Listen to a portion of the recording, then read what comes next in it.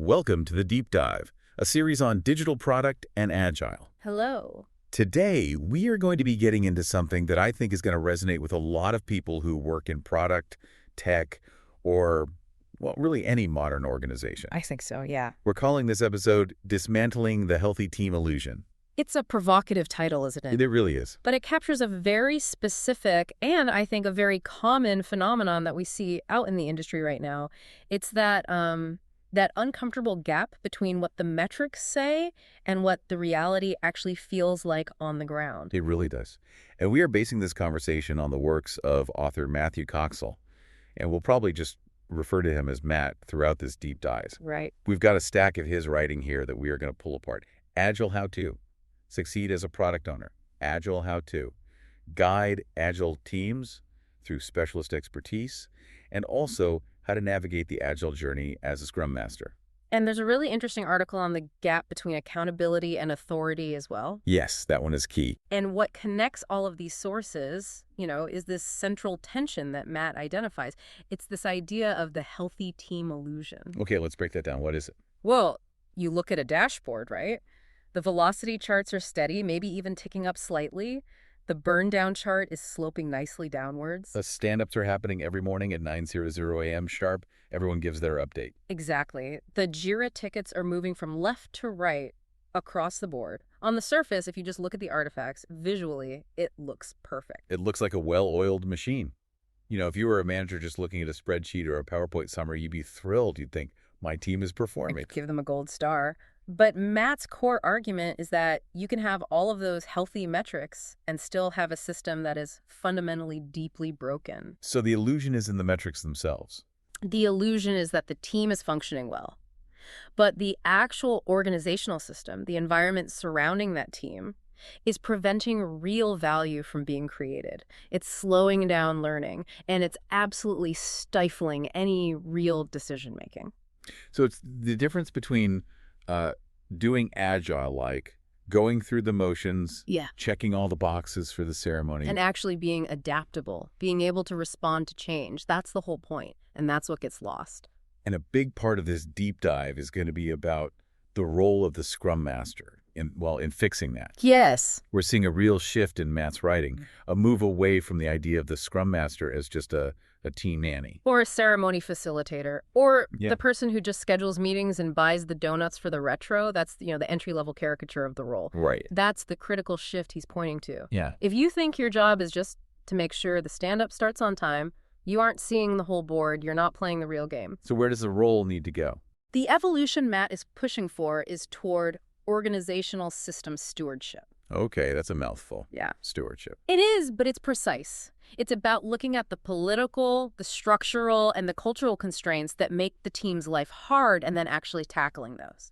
It's moving from the micro, the team level, up to the macro, the organizational level. Okay, so let's unpack this. We have a lot to get through today. Oh, dear. We're going to talk about what you call the product owner paradox. That's a huge one. It's all about accountability versus authority. A constant source of pain in so many places. Then we're going to look at specialists, your architects, your UX designers, and ask whether they are bottlenecks or genuine boosters for the team. And how to make them the latter. We'll also define what maturity actually looks like in practice. Because, spoiler alert, it's not just about following the Scrum Guide perfectly. No, it's about the behaviors. It's much deeper than just process compliance. And finally, we'll get into the really messy stuff. The Scrum Master's role in navigating organizational politics and, frankly, ethics. Yeah, the stuff that people don't often want to talk about, but that defines success or failure. So, just to set the tone here, this is not a Scrum 101 lesson. Definitely not. We are not going to spend time explaining what a stand-up is or what a user story is. If you're listening to this, we are going to assume you know the rules of the game. We're interested in the friction that happens after you know the rules. Exactly. This is about the lived experience of that organizational complexity. The stuff that happens in the real world, not in the textbook. Precisely. Let's get into it. So let's jump straight into part one, the product owner paradox.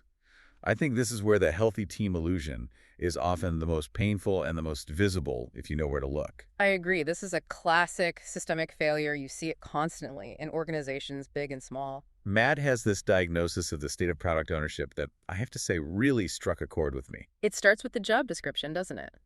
The product owner is accountable for value. They own the return on investment. They are the CEO of the product. It all sounds so incredibly empowering. It sounds like you're the captain of the ship, you set the course. That's the pitch. That's what you're sold in the interview.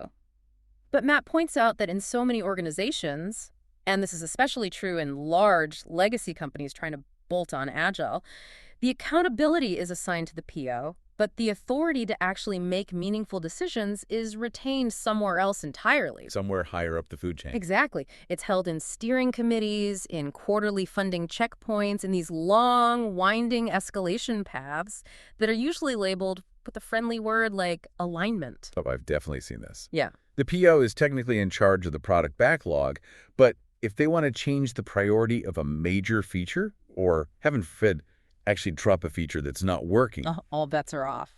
they have to ask 3 different vice presidents and probably prepare a 20-page slide deck to justify it. Right.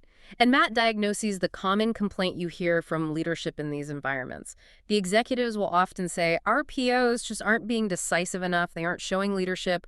We need to send them to some leadership training. They see it as a problem with the person, a skill gap. They do. But Matt argues that's the completely wrong diagnosis. It's not a lack of skill. It's a perfectly rational survival mechanism. A survival mechanism. That implies they're under some kind of threat. Well, think about it. Put yourself in their shoes.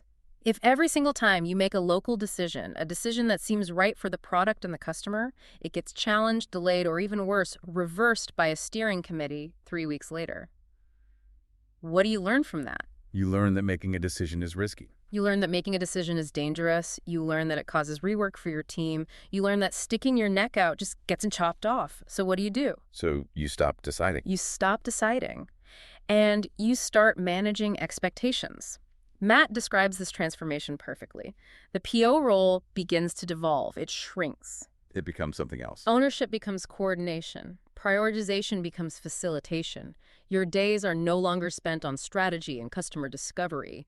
They're spent pre-aligning and socializing decisions. Socializing decisions. Yeah. That is such a piece of corporate speak. It is. I feel like that phrase triggers a low-level stress response in me. It basically means going around and begging everyone to agree with this idea before we even have the meeting, so that the meeting itself is just a rubber stamp. It is absolutely that. It's the meeting before the meeting. And the deep tragedy here, the thing that fuels the illusion, is that on a dashboard, this doesn't immediately look like a problem. Why not? Because the work still finishes. The tickets still move from in progress to done. But the entire process is now laden with this invisible friction, this massive overhead of political maneuvering. And Matt calls the product owner in this scenario a buffer. Yes, a buffer. I think that's a very vivid and accurate image. It really is, like a shock absorber on a car. They become a shock absorber for all the organizational tension. They absorb the stress from leadership, the conflicting demands from different departments, so that the delivery team can just keep their heads down and keep coding. So they're not really steering the ship anymore. No, they're just trying to keep the passengers from getting seasick. They are managing the bureaucracy rather than managing the value of the product. Okay, so let's talk about the hidden cost of that, because you said the metrics might not catch it. If the velocity is stable and the tickets are getting done, why should the organization care if the PO is stressed out? The cost is the speed of learning. It's the single most important currency in an agile environment. The speed of learning. In a healthy system, the loop is tight. You have an idea, you make a decision, you ship it, you get data from real customers, and you adapt your next move based on that learning. It's fast. And in this buffer system. In the buffer system, decisions wait for certainty. Or, more accurately, they wait until everyone is comfortable. You wait until every single stakeholder has signed off. Which means you wait forever. Or close to it, so your risk avoidance goes through the roof. You stop running experiments, because an experiment might fail, and failure is politically dangerous. So you're not trying to learn anymore. You're just executing a pre-approved plan. You are executing a plan that everyone has already signed off on in blood, and that's not agile. That's just waterfall with 2-week sprints. There's a line from Matt's writing that really crystallizes this for me. He says, assigning accountability is easy. Designing decision authority is harder. That's the key takeaway for this whole section. It's a system signal. If you find yourself complaining that you have indecisive POs, don't just blame the POs. That's the easy way out.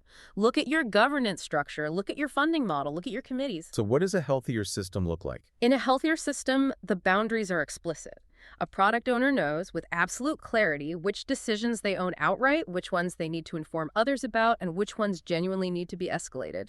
That list of escalated decisions should be very, very short. And the goal? The goal is to resolve trade-offs at the point of learning. Meaning right there with the team. Right there with the team, as close to the work as possible, not 3 levels up in the hierarchy 3 weeks from now. It really reframes the whole issue. It's not about sending your PO to another training course on how to be a better leader. No, it's about stripping away the organizational bureaucracy that is fundamentally preventing them from leading in the first place. You have to give them the keys to the car if you expect them to drive. You absolutely do. Otherwise, they're just sitting in the driver's seat making engine noises. Okay, so that's the product owner, stuck in this paradox. But they aren't working in a vacuum. They're working with a team. Right. And this brings us right into part 2, the specialist dilemma. This is another area where the healthy team illusion can really creep in and cause problems. There's a myth, which Matt addresses in his book, Agile How-To. Guide Agile teams through specialist expertise, that truly Agile teams should be composed of purely generalists. The T-shaped person. The full stack everything dream. Right? We don't have titles here. We just have team members who deliver value. And Matt says this is, well, it's a flawed ideal. It's a nice thought. But in practice, for any product of meaningful complexity, you absolutely need specialists. You need your deep experts. Architects, UX designers, data scientists, security analysts. The list goes on. The complexity of modern digital products demands that deep expertise. You cannot reasonably expect a senior React developer to also be a world-class expert in data modeling, user ethnography, cloud security protocols, and accessibility law. It's not realistic. So the problem isn't having specialists. No, the problem is how they interact with the team. Because traditionally they sit outside the team. They belong to their own department, their own center of excellence. Exactly. It's the mode of engagement. In a traditional world, or even in what you might call a zombie agile world, these specialists operate as gatekeepers. They are reviewers and approvers. They are the department of no. That's it. The architect shows up at the end of the sprint, or even later, looks at the code the team has written, and says, nope, that doesn't meet our enterprise compliance standards. You have to start over. Devastating for morale and for flow. Or the UX designer, working in their own silo, hands off a pixel-perfect, high-fidelity mock-up and says, here, build this exactly as I have designed it, without ever having a conversation about whether it's technically feasible within a sprint. It's a throw-it-over-the-wall mentality. It is. And Matt argues for a critical shift here. He frames it as moving from gatekeepers to enablers, or even better, from external approvers to embedded collaborators. Okay, let's look at some of these specific roles because the friction points are different for each. How does an architect make that shift from a gatekeeper to an enabler? That seems like a really hard cultural change to make. It's huge. Instead of enforcing rigid approvals after the fact, they co-create the solution. They are embedded, or at least highly available to the team. So they're in the meetings. They're in the refinement sessions. They're available for questions. Matt suggests they work iteratively with the developers to provide what he calls technical guardrails. Guardrails. I like that. So rather than defining the entire system architecture up front in a massive document, they say, okay, team, here are the non-negotiable boundaries for security and scalability. Here is the box you need to play in. Now, you guys are the experts on the implementation details. You figure out the best way to build it within that box. That sounds so much more collaborative. It empowers the team to solve the problem while still keeping the overall system safe and coherent. It builds trust, and it speeds things up immensely. What about UX? This is often a huge point of friction because good design takes time, and it often feels out of sync with the sprint cadence. This is a big one.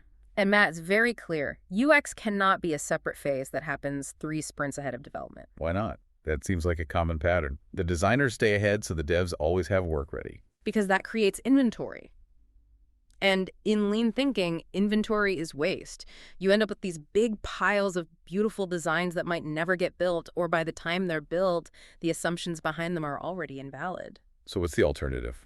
Matt says the UX designer needs to be in the sprint, advocating for usability as the work is happening. There shouldn't just be handing off polished designs. They should be at the whiteboard, sketching with developers. They should be running quick, informal usability tests on the rough code that's been built this week.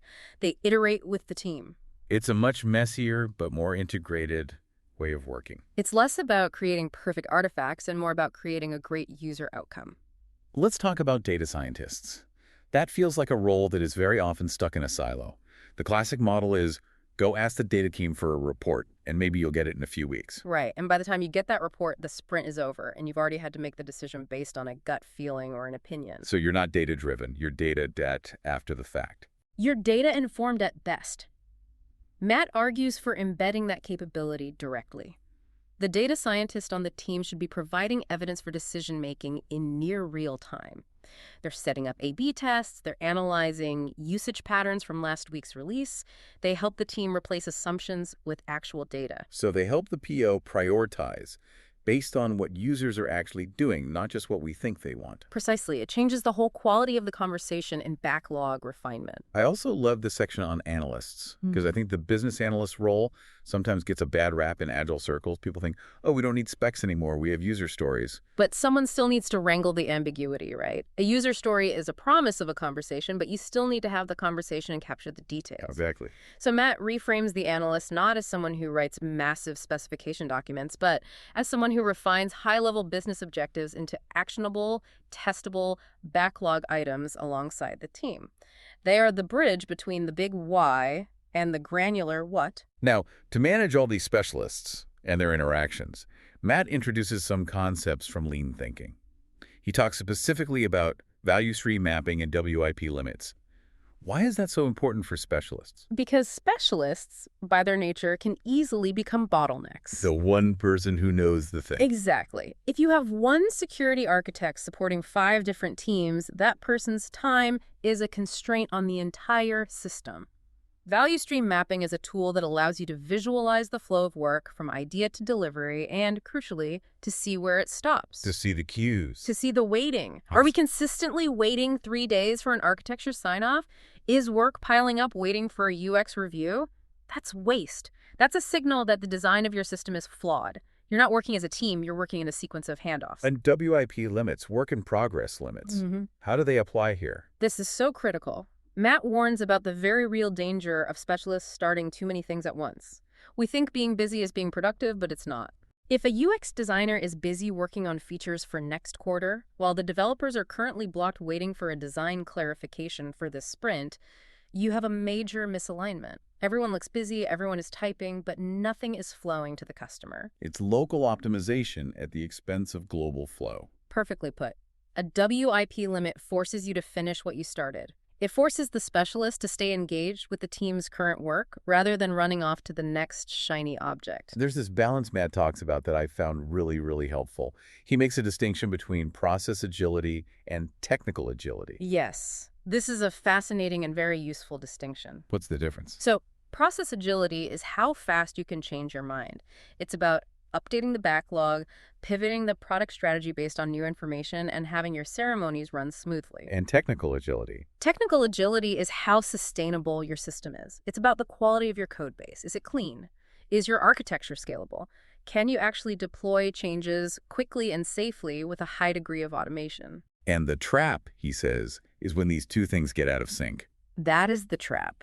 If your process agility outpaces your technical agility, meaning you're great at changing your mind, but your code is a mess, you get what he calls rushed junk. Rush junk. I've seen that movie. You're moving fast, you're pivoting every day, but you're building up technical debt and breaking everything because the foundation is weak. And the other way around. If your technical agility dominates, if the architect locks everything down for perfect scalability and every change requires a month of analysis, you get perfect but late. You build a beautiful, technically elegant cathedral that nobody actually wants or needs by the time it's finished. So the truly healthy team has to balance both. It's a constant balancing act. You need to be able to move fast and not break things. This leads us perfectly into part 3. Because achieving that balance and integrating specialists and empowering your PO, it all requires a certain level of maturity. It does. And Matt has a very specific and I think very practical view on what maturity actually looks like. It's not about getting a certificate.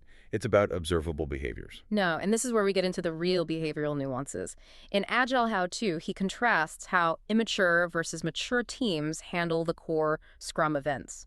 It's a fantastic way to, self-diagnose your own team. It's like holding up a mirror to your process. Let's start with one that can be a real drag. Backlog refinement. What does the immature version of this look like? The immature version feels like a lecture or a status report.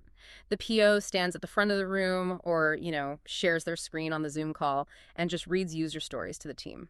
As a user, I want to do this so that I can get that. And the developers are just sitting there passively receiving this information. Right. Maybe they're half listening. Maybe they're multitasking on Slack. They might ask a clarifying question here or there. But it's a passive experience. It's a transaction of information from one person to the many. I've been in that meeting so many times. It drains the life out of you. It feels like being back in school. It does. Now, contrast that with what Matt describes as a mature teams approach. First, refinement isn't just a single meeting on the calendar. It's a continuous activity. What does that mean, continuous? He mentions a benchmark that I found really interesting. Team members in a truly mature team spend about 10% of their time of their entire sprint capacity on refinement-related activities. Wow, 10%. That's significant. That's half a day a week. That's a real investment. It is. But look at the payoff. It means that before the formal refinement session ever happens, the developers have already looked at the upcoming tickets. They've already started annotating them with technical notes. Oh, this story is going to touch the payment gateway. We need to be really careful with that API. The testers are thinking about scenarios. The testers have already prepped some initial test scenarios. The UX person has attached some rough wireframes. So when they all get together in the meeting, the PO isn't reading to them.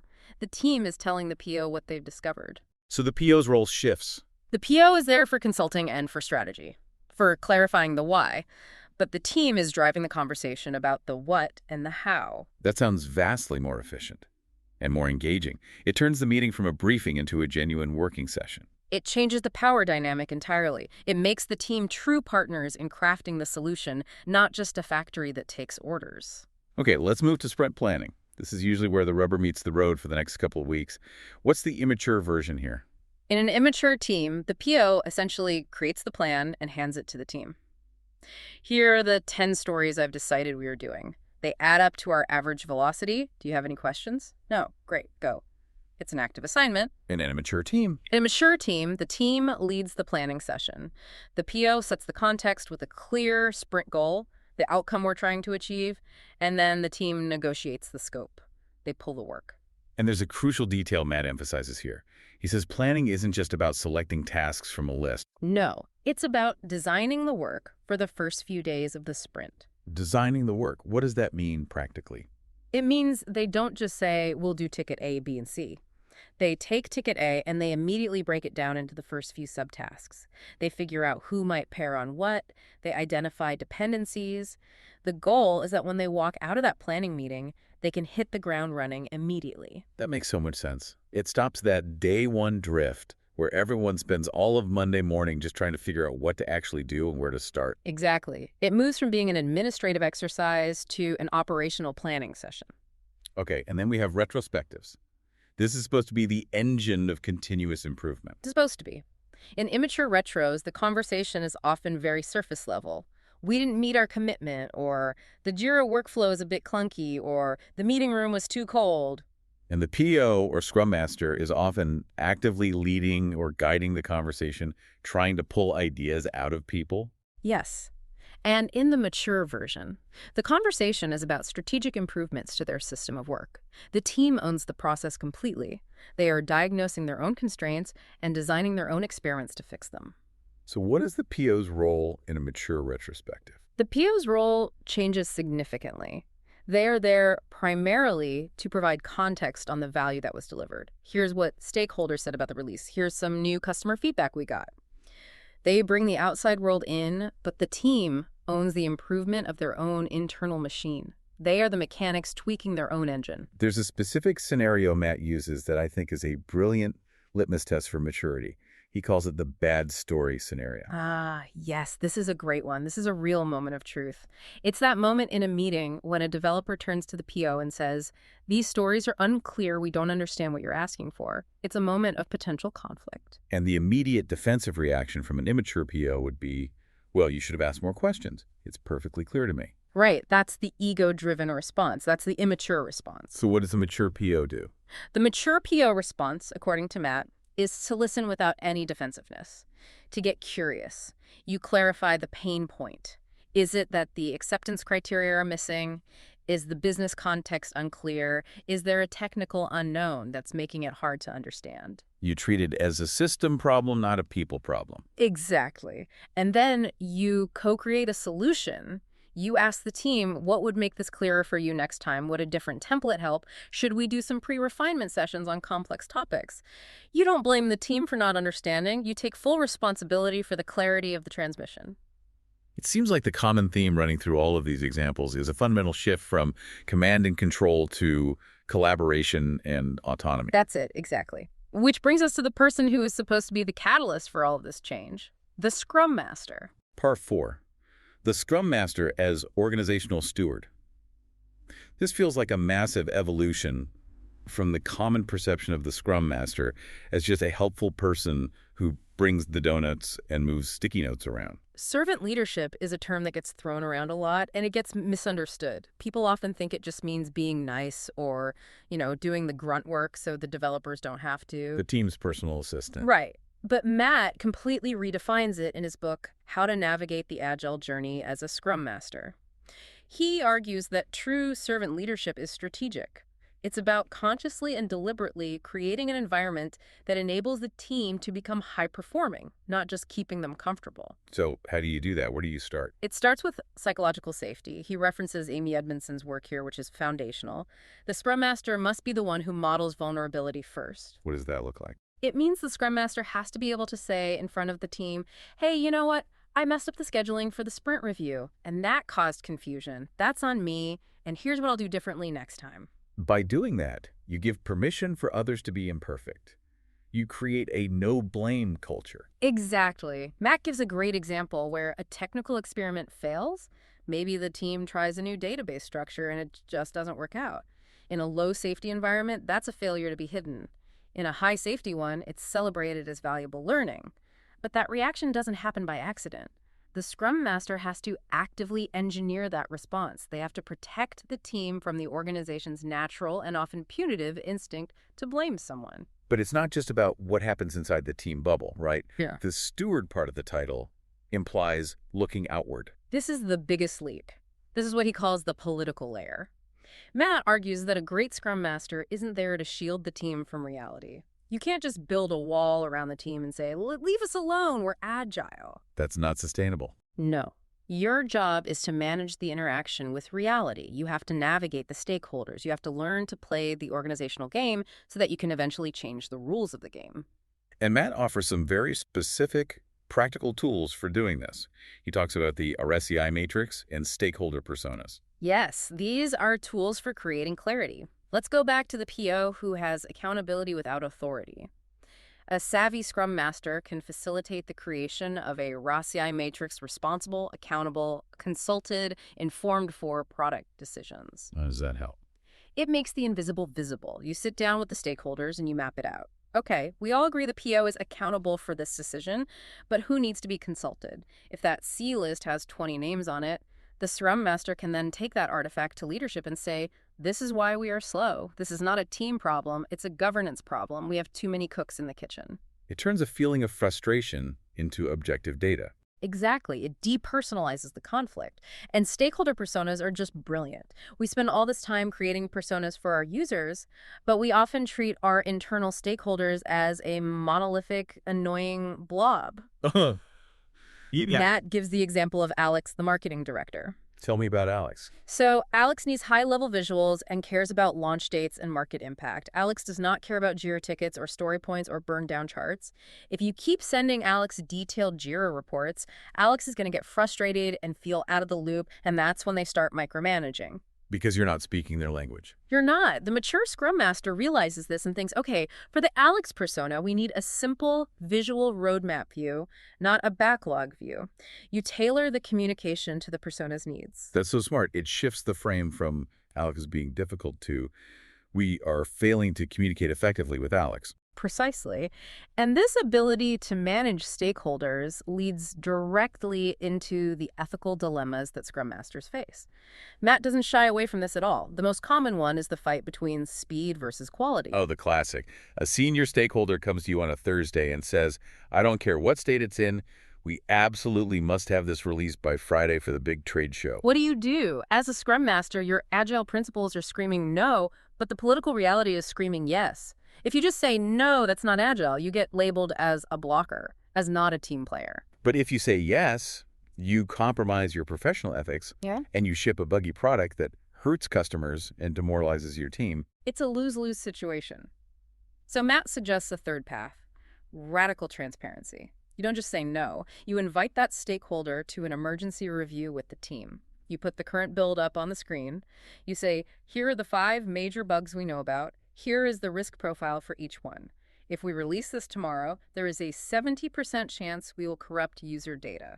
Now, as business owner, are you willing to accept that risk on behalf of the company? You force them to own the consequences of their request. You shine a very bright light on the trade-off they're asking for. Transparency is the ultimate disinfectant for bad decisions. Matt also talks about the Scrum Master's role in breaking down silos, moving beyond just team-level agility to true organizational agility. This is the end game. This is the highest level of the role. You can have the most perfect, high-performing Scrum team in the world, but if they have to hand off their finished work to a traditional ops team that only does releases on a 6-month cycle, you are not an agile organization. You're just a team that's hurrying up to wait.